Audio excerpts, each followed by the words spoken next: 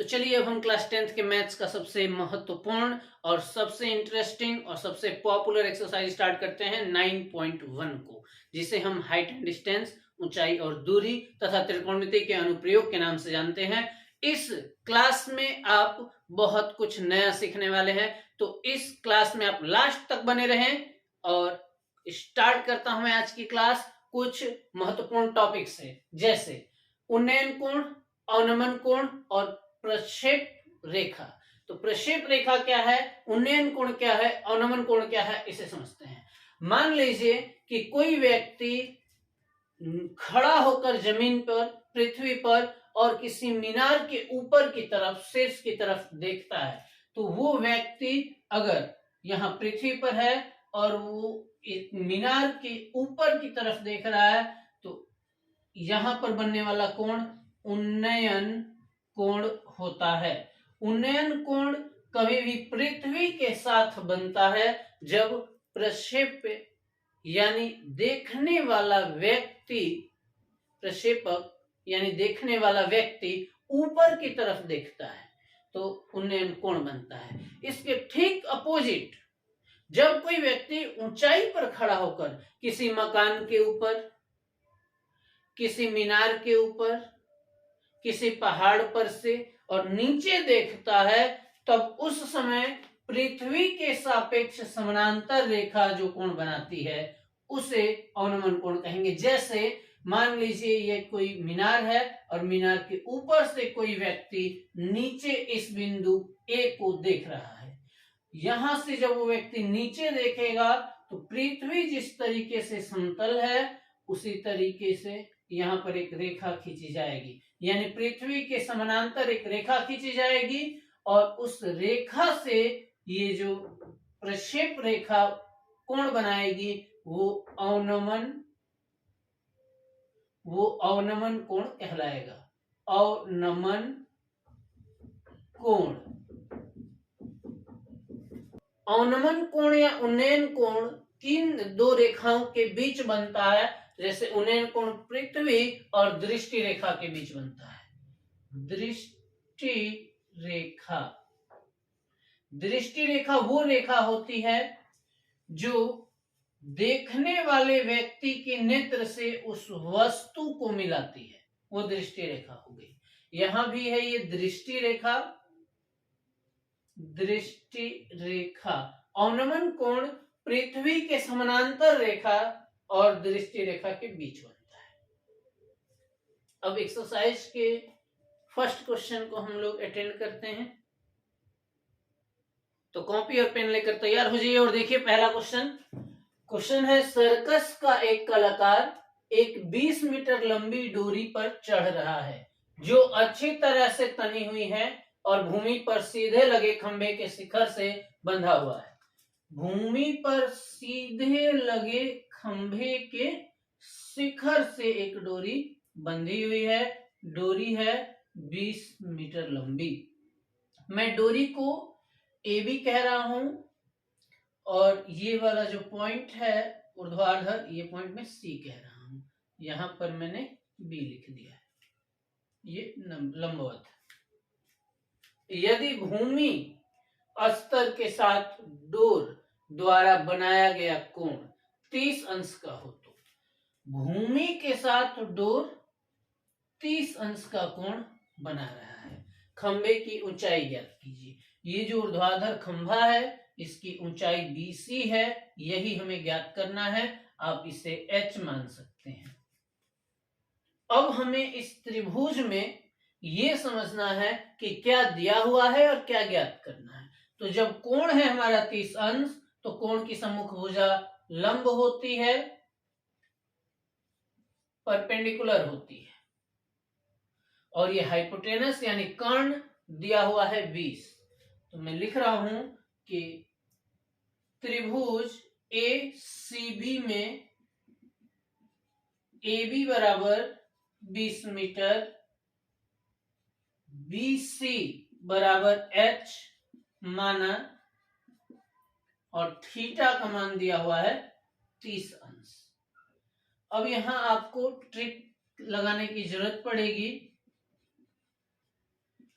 अगर आप सीबीएसई से पढ़ रहे हैं तो पंडित बद्री प्रसाद हर हर बोले।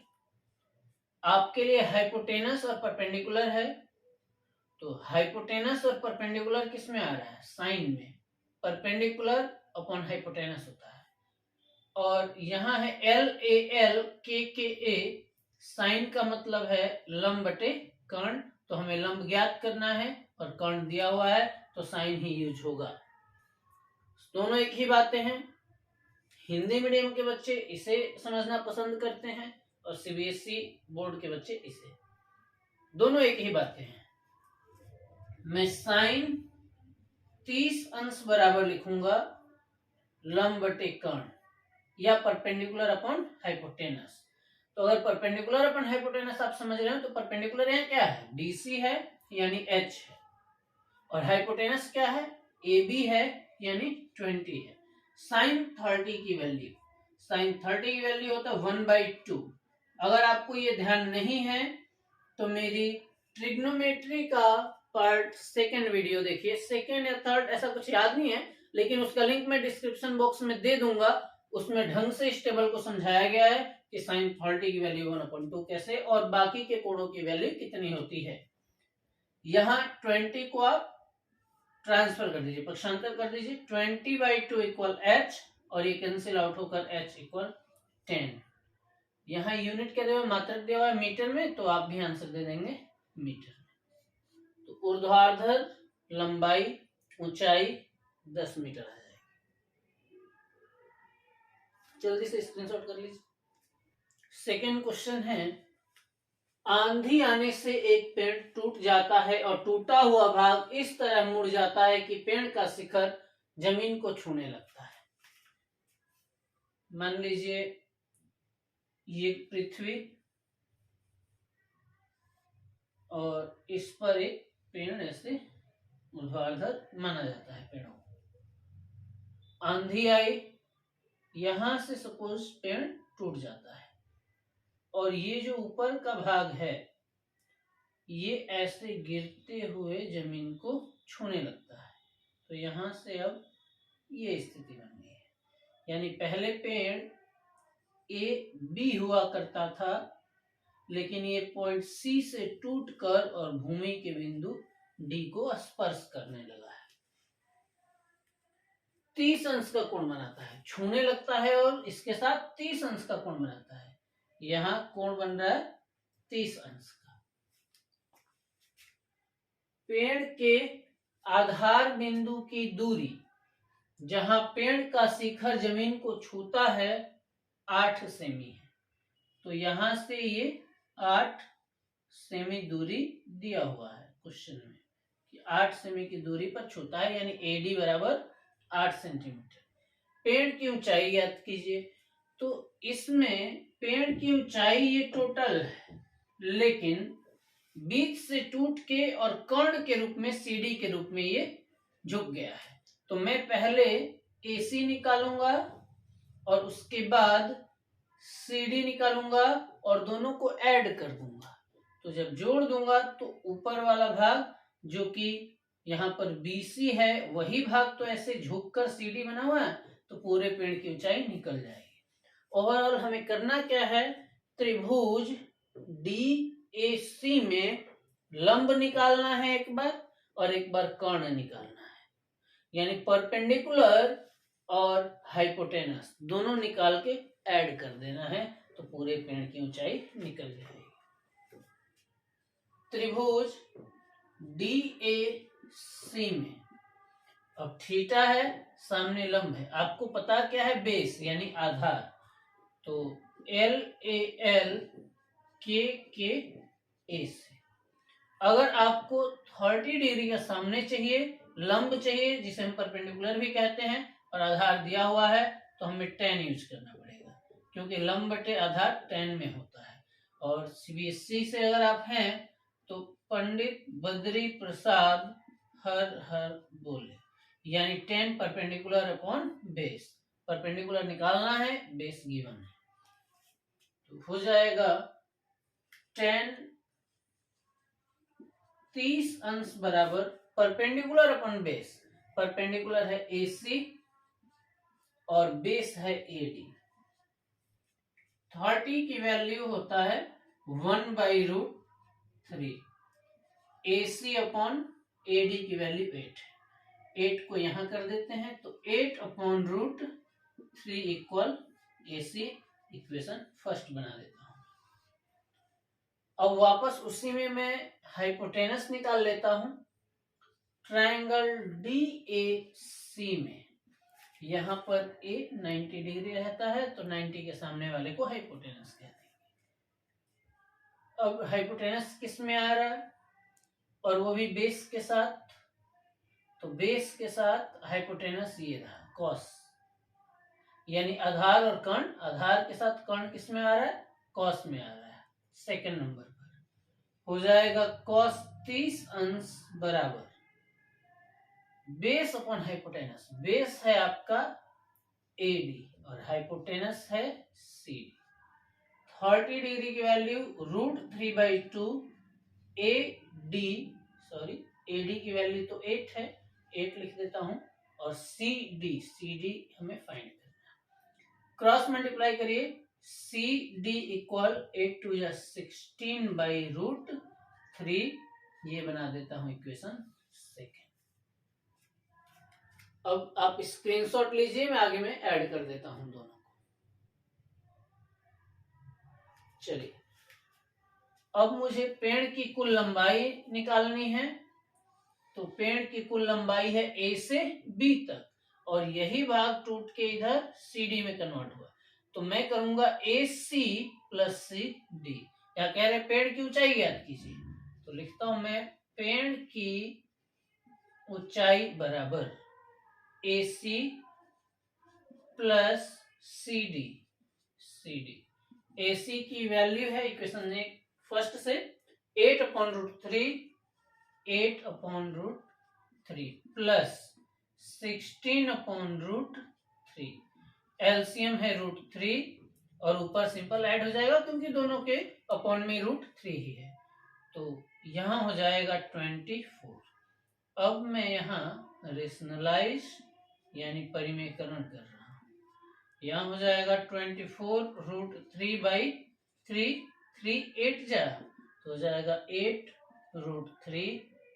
अब यूनिट देख लेते हैं, यहाँ पर 8 के साथ सेंटीमीटर दिया हुआ है तो ये हो जाएगा सेंटीमीटर। 3 8 जा 24, सही है। आपका आंसर है 8√3। स्क्रीनशॉट करिए, नेक्स्ट क्वेश्चन करना है। अब क्वेश्चन नंबर 3 आपके स्क्रीन पर दिख रहा है। एक ठेकेदार बच्चों को खेलने के लिए एक पार्क में 2 फिसलन पट्टी लगाना चाहती है। 5 वर्ष से कम उम्र के बच्चों के लिए वह एक ऐसी फिसलन पट्टी लगाना चाहती है जिसका शिखर 1.5 मीटर की ऊंचाई पर हो और भूमि से 30 अंश के कोण पर झुका हुआ हो, जबकि इससे अधिक उम्र के बच्चों के लिए वह 3 मीटर की ऊंचाई पर एक अधिक ढाल की फिसलन पट्टी लगाना चाहती है जो भूमि के साथ 60 अंश का कोण बनाती है। प्रत्येक स्थिति में फिसलन पट्टी की लंबाई क्या होनी चाहिए। फिसलन पट्टी की लंबाई पूछ रहे हैं, आप ऐसा समझ के चलिए कि एक ही में 2 प्रश्न हैं। जैसे मेरे पास भी प्रश्न है, इसको मैं डायग्राम में समझाता हूं।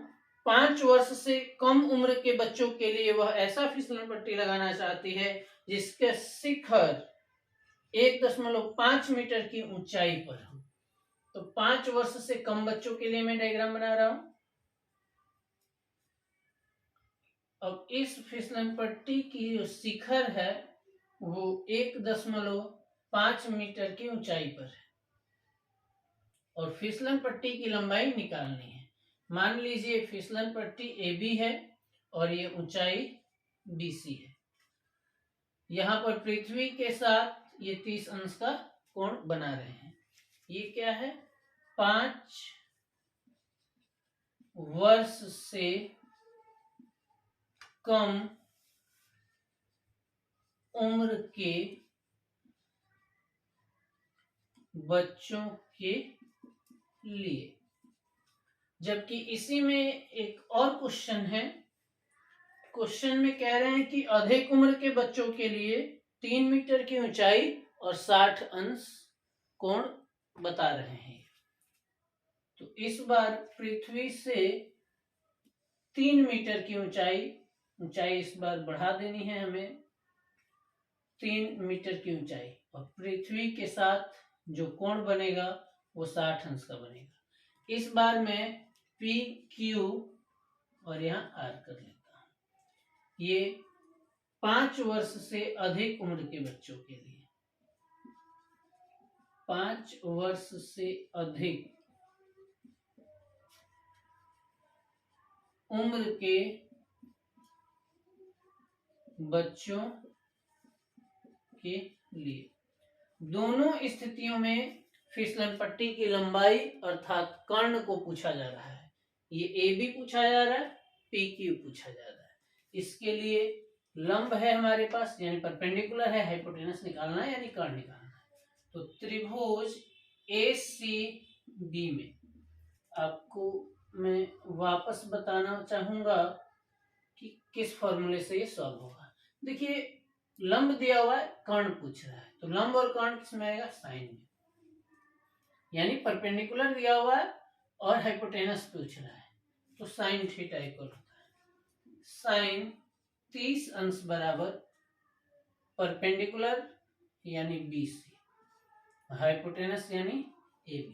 साइन 30 अंश का मान होता है 1/2, BC 1.5 और AB फाइंड करना है हमें, AB क्रॉस मल्टीप्लाई, AB आ गया लेफ्ट में और ये हो गया 3.0, 2 से मल्टीप्लाई करने पर, यानी AB की वैल्यू हो गया 3 सेंटीमीटर। ये हमारा फर्स्ट आंसर है। जबकि इसी प्रश्न में कह रहे हैं इस डायग्राम के लिए यानी 5 वर्ष से अधिक उम्र के बच्चों के लिए त्रिभुज PRQ में, इसमें भी साइन 60 अंश बराबर परपेंडिकुलर, देखिए वहां RQ है जिसकी वैल्यू 3 है और हाइपोटेनस PQ है जिसे हमें फाइंड करना है। यहां साइन 60 अंश का मान होता है √3/2 और ये है 3PQ। अब मैं क्रॉस मल्टीप्लाई अगर कर दूं तो हो जाएगा √3PQ = 6। यहां से PQ = 6/√3 से मल्टीप्लाई और डिवाइड हो जाएगा 6√3/3, इसको कैंसिल कर 2√3 और आंसर इसका है मीटर में। तो जो सेकंड है यानी 5 वर्ष से अधिक उम्र के बच्चों के लिए है, उसका आंसर हो जाएगा 2√3। अगर आंसर वेरीफाइड नहीं हो रहा है तो घबराने की जरूरत नहीं है, आप √3 की वैल्यू रख देना, जैसे 2 × 1.732 और मल्टीप्लाई करके आप आंसर फाइंड कर सकते हैं बिल्कुल आसानी से। जल्दी से स्क्रीनशॉट करिए। अब हम अगले क्वेश्चन की तरफ चलते हैं। क्वेश्चन नंबर 4 आपके सामने है। भूमि के एक बिंदु से जो मीनार के आधार बिंदु से 30 सेमी की दूरी पर है, ये एक मीनार है और मीनार के आधार बिंदु यानी मीनार का आधार है, मान लेता हूं ये पॉइंट B, मीनार है AB, इसका आधार बिंदु है B। 30 सेमी की दूरी पर, यहां से मैं 30 सेमी दूर आ गया हूं B से चलकर C पर। उन्नयन कोण 30 अंश है, मीनार की ऊंचाई ज्ञात कीजिए। यहां से मिला देता हूं मैं बिंदु A को और यहां लिख देता हूं 30 अंश, ऊंचाई ज्ञात करनी है H। क्या है हमारे पास? हमारे पास है CB = 30 सेंटीमीटर, AB बराबर H सेंटीमीटर, ये माना गया है H, और कोण है हमारे पास 30 अंश। त्रिभुज CBA में या ABC में, आपकी इच्छा, हमें लंब और आधार में संबंध निकालना है। LAL KKA, लंब और आधार आता है tan में, यानी tan थीटा बराबर लंब बटे आधार यानी परपेंडिकुलर अपॉन बेस BC, ऐसे।